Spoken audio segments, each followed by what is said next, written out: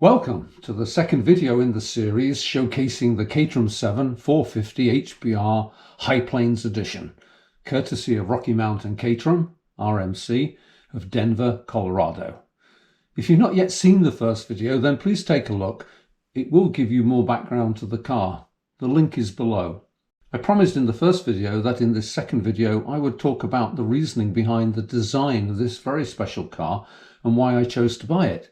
Plus some firsts. First drive, first track day, first impressions. The first drive. This took place at one of RMC's facilities in Colorado. This is the only video I have of the event.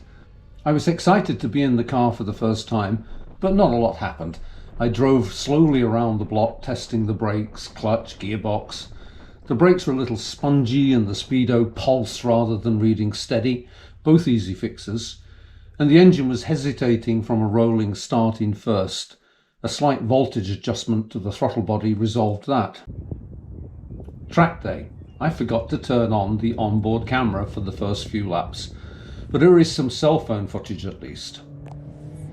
Due to conflicting schedules, we were unable to take the car to the High Plains Raceway, just east of Denver, but we were able to get into IMI, also near Denver. It's really an outdoor go-kart track, but as we wanted to take it easy on the car for the first 500 miles, it worked well, and we had it entirely to ourselves. I very graciously allowed Josh Robbins of RMC a few laps, and you can see him here putting the car through its paces. Because of his extensive knowledge and experience with these cars, I wanted him to give it the green light. He did okay, didn't he? You can see the factory-fitted 420 decal on the dash. This was later upgraded to 450 when the car was completed, in case you were wondering.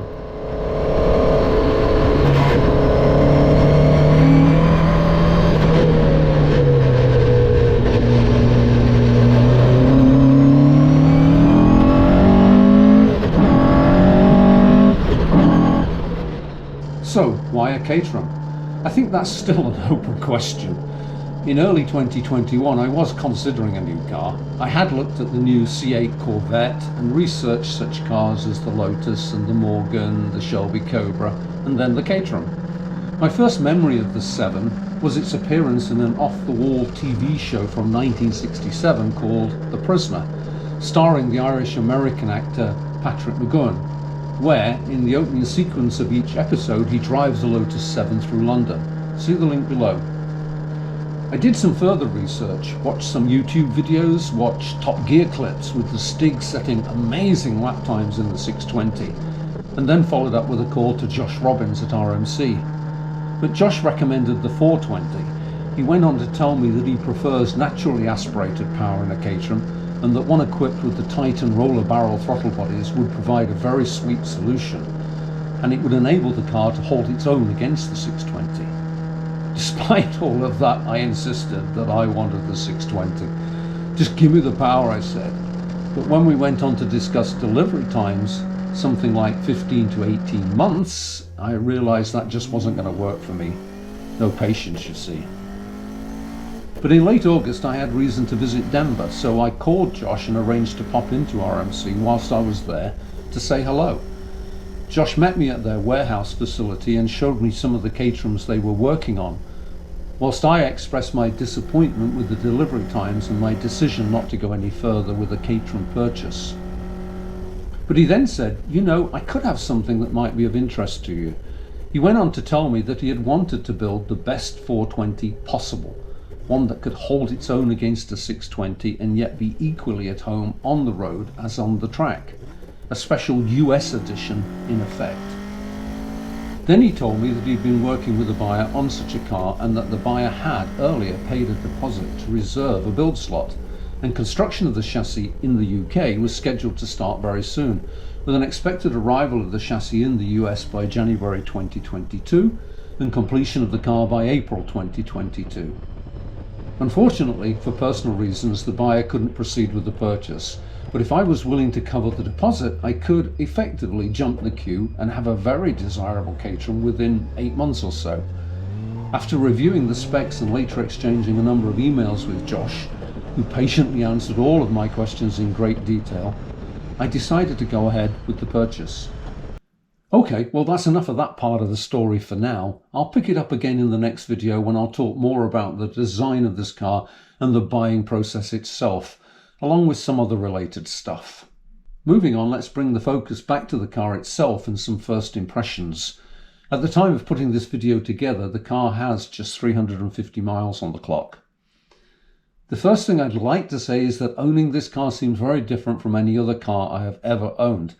It's not a straightforward vehicle manufacturer-consumer relationship, and I've not yet decided if that's a good thing or not. When I look at this tiny little car and think of the money I paid for it, I do wonder about my sanity. For a similar amount, I could have a car with all kinds of modern wonders: ABS brakes, traction control, cruise control, dual clutch paddle shifters, even a radio. I could go on. And yet, here I have this cramped, noisy, bare-bones throwback to a forgotten era. And boy is it noisy, especially that SADAV gearbox.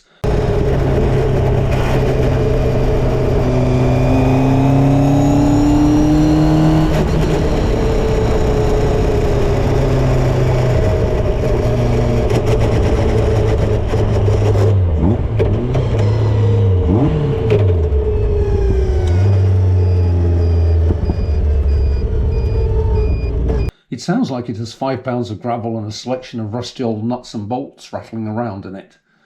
And yet, when overtaking on the open road, I drop down to fourth, hit the gas, and the power comes in very fast, very smooth, and shockingly quick.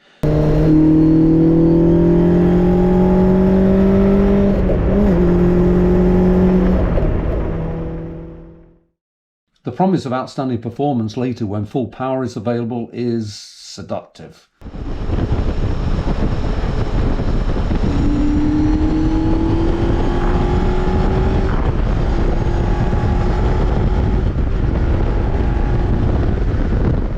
The brakes are mind-bogglingly deceptive. You hit them hard approaching a corner and nothing much seems to happen. And yet magically you arrive at the turning point at just the desired speed. There's simply no drama. And all of this without ABS. I must try harder to explore their limits, I guess. In fact, I have resolved to try an all-out stop from, say, 60 miles an hour and measure and compare the stopping distances. More of that in the next video. The handling, well, what can I say? In reality, the car is just too specialised for public roads. It's difficult to find anywhere suitable enough to make it exciting. I think that's why people with powerful, fast cars are reduced to doing donuts and burnouts to get their thrills. To start, we're talking about public roads here, where I'm entering corners as fast as I dare. Not because of the car's limitations, and probably not because of mine either, but because on the country roads where I live, it's not unusual to drive around a bend and encounter wildlife, cyclists, hikers, slow-moving tractors and such. So unless you are a complete nut, you have to drive with something left in reserve so that you can brake or swerve clear if needed. And of course, there are some other considerations to bear in mind. God bless them. I don't know, there is just something very unique about a Caterham. It is so much more than just an appliance. It's quirky, made by hand, inconsistent in the fit and construction, basic, trapped in an earlier time, and yet it so appeals to me, especially in these days of uninspiring, mundane uniformity, where cars all look alike and are easily forgettable, where the responsibility and skill of mastering the machine has been lost to the machine itself. The Caterham stands out, perhaps like a pair of bell-bottom jeans, but it does stand out. In summary, the car is a blast, and I am still riding high on my purchase. But is it worth the money? Give me a few more 100 miles and hopefully I'll be able to give you a positive answer, one way or the other.